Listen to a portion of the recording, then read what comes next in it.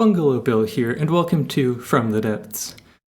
Recently, we've had a new patch, the alpha test patch 3.5.0, and I'm going to go over the points that I find the most interesting and leave out the rest of them. If you want a full detail of the change notes, look on Reddit or the official Discord, or something like that. I believe there's a link from the launcher as well.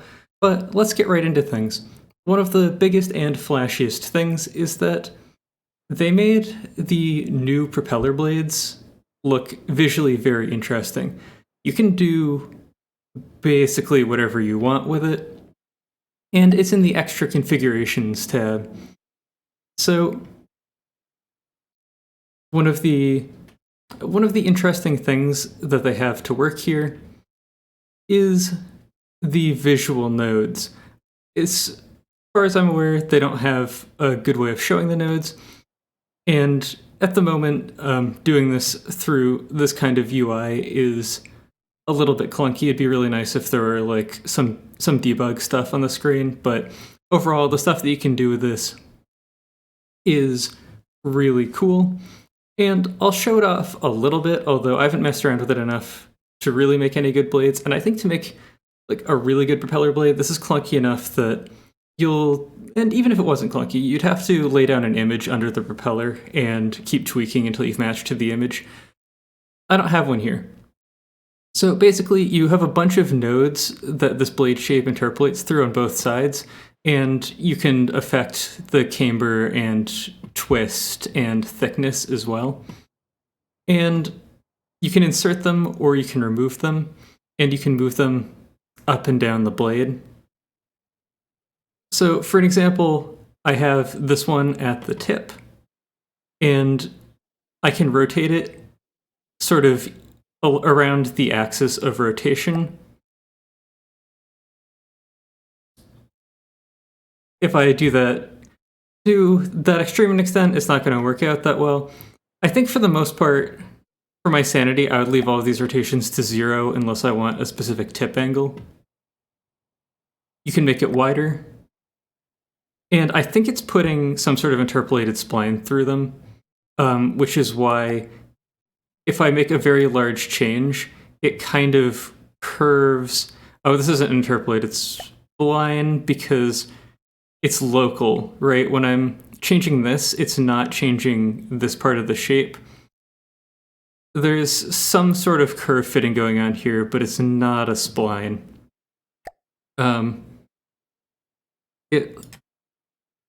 I'm not close enough in to tell if it's C2. It doesn't look like it. This might not even be tangent continuous here. Maybe a little bit of improvement for them to do one way or the other.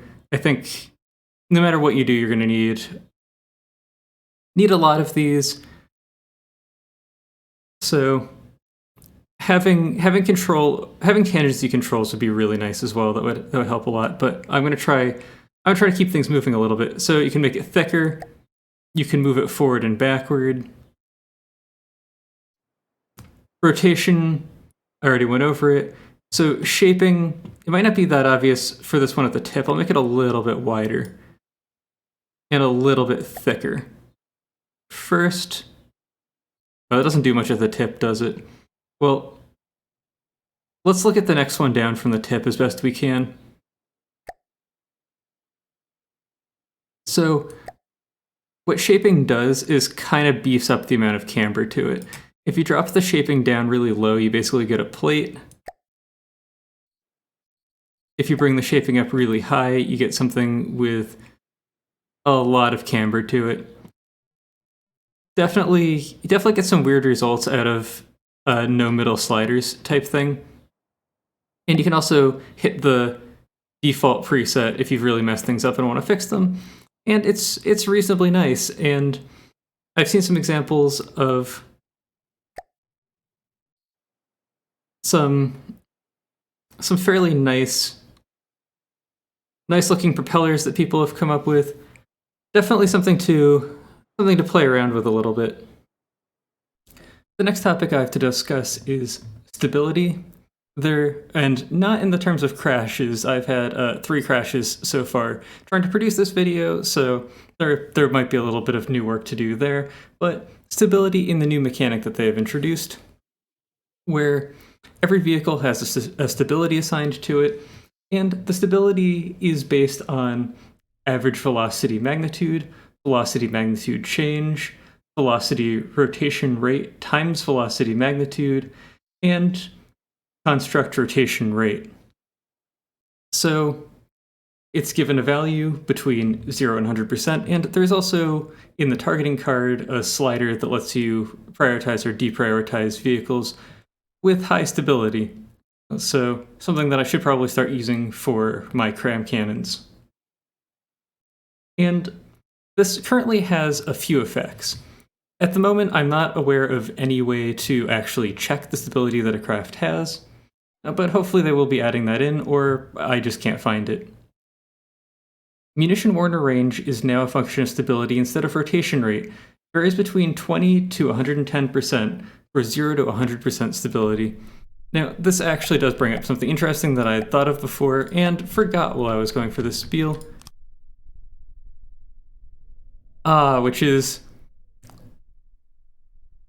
the Munition Warner tells you this if you assume a linear scale of stability. Well, you can get a pretty good guess. So that'll be useful to try for a few craft. I might actually spawn a few different ones in to get an idea. But what are the effects that it has? Well, the Munition Warner range now goes between 20 to 110%. So if you have a very, very bouncy or unstable craft, is fast, it turns a lot, it's going to have to rely on its instability rather than lambs for active defense or that sort of thing. It doesn't say if this also affects detection, like cameras and that sort of thing. So, remains to be seen on that front. But, and this doesn't tell you either. So, perhaps if you have other ways of detecting missiles, you'll still be able to see them from a long way away, and this won't really matter.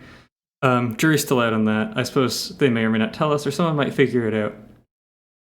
All direct fire weapons gain 0.004% inaccuracy for each 1% stability below 100%.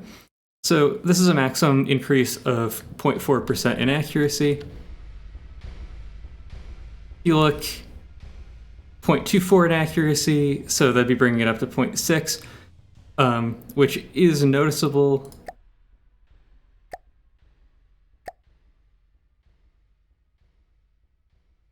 If you don't have incredibly long barrels, the fact that I'm already using base bleeders, whether or not you have long barrels, the fact that I'm using base bleeders already boosts that up a little bit to begin with.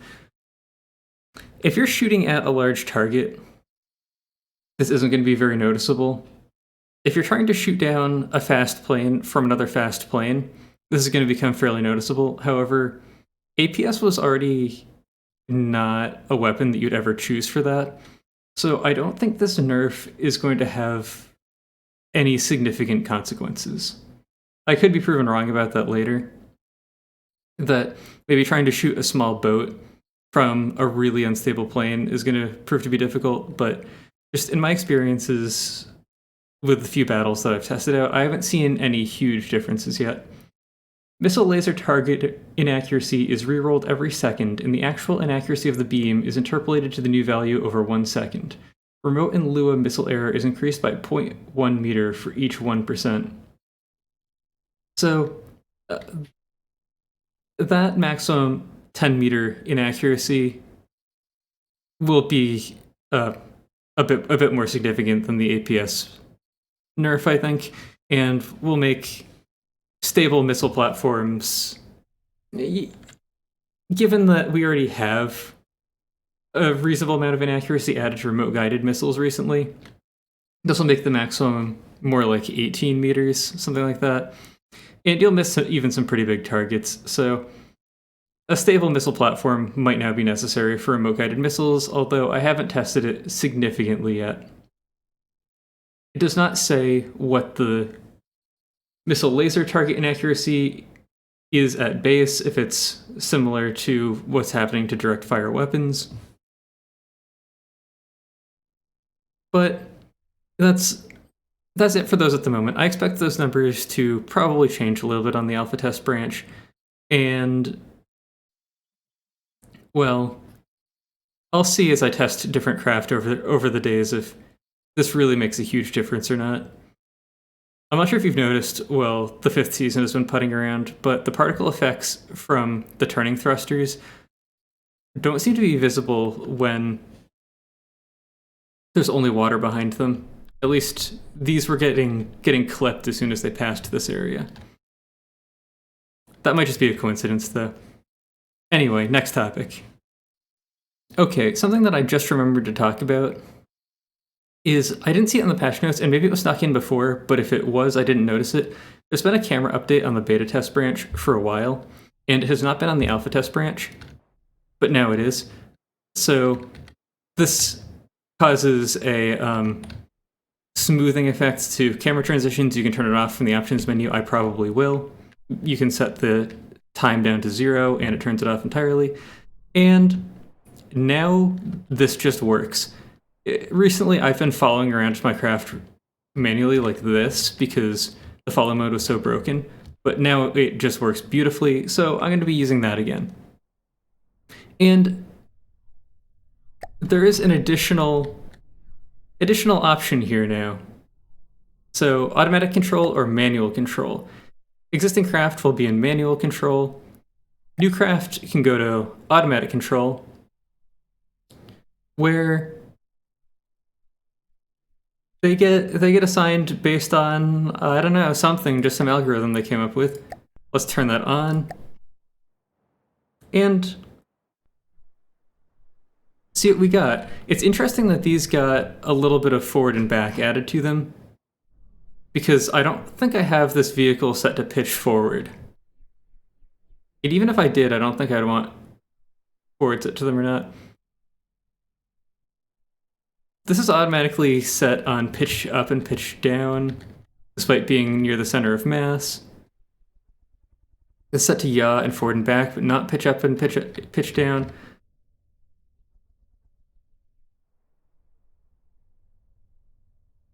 This is set to roll up and down. It also is set these very full, so they'll saturate a lot. And a little bit of pitch. It looks like it's supposed to be dependent on where the thing is, but it might need a little bit of work. I didn't bother to make this really good because it was just for the Livewood Meter series. So it has some issues. Listening. Moving out.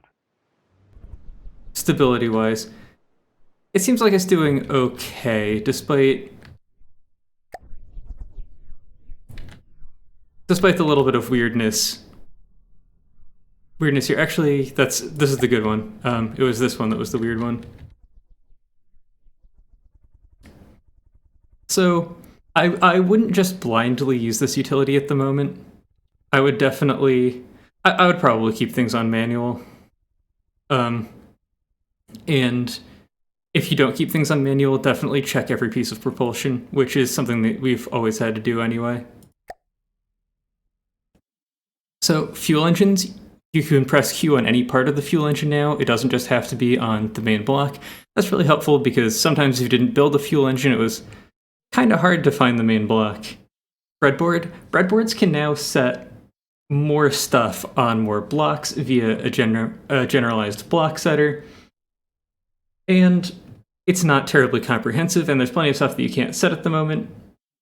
But hopefully more stuff will be added. There's also been, it seems, additional stability work on the breadboard so that it's less likely, at least, to either completely break the physics engine or kind of die entirely.